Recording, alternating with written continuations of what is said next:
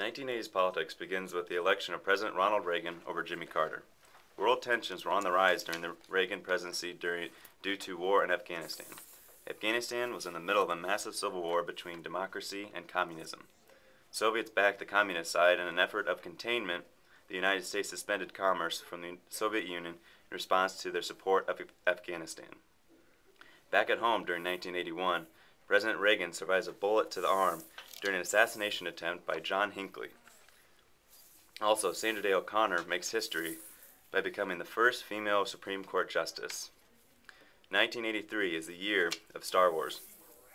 The Star Wars was a new defense plan that involved putting missiles into space. In the next year, Reagan wins re-election over former Vice President Walter Mondale.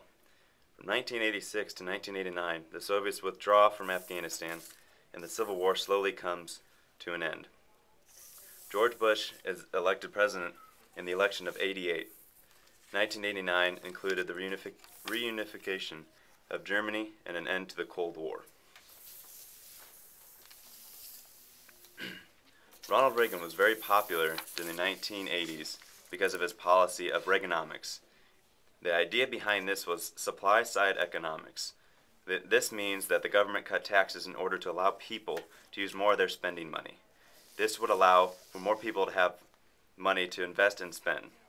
Many people thought that cutting taxes would benefit only the wealthy.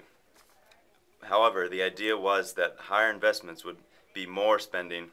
The government would receive larger tax revenues even though the tax rates were cut. Reagan believed that the government had become too involved in the life of the citizen. When he came into office, he began not only to cut taxes, but cut many programs that have been affecting the consumer. Workplace environment also. Reagan also believed that the United States no longer put enough money into the military, so he started to increase spending for defense purposes. As a result, the combination between cutting taxes and increasing spending, the federal budget deficit became very high. In 1980, the deficit was $74 billion, and by 1986, it had gone all the way up to $221 billion. In 1987, it dropped back down a little to $150 billion. However, it rose back up to that a little bit. Many people worried about the government spending because they thought that it might create inflation again. However, the Federal Reserve made sure that the prices remained the same.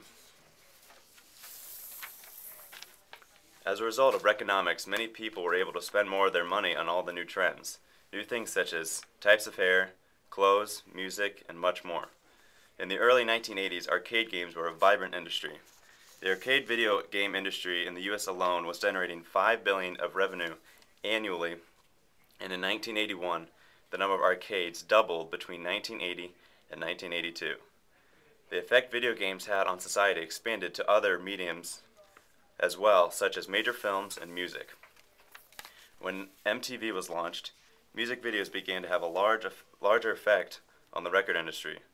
Pop artists such as Michael Jackson, Duran Duran, Prince, Madonna, and Queen mastered the format and helped turn this new product into a profitable business.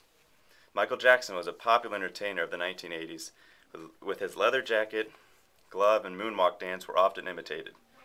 Jackson's 1982 album Thriller became, and currently remains, the best-selling album of all time, with sales estimated by various sources at somewhere between 65 and 110 million copies worldwide.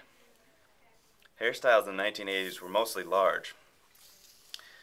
Look at any picture of Prince of Wales, and you'll see that every hairstyle women followed throughout the decade.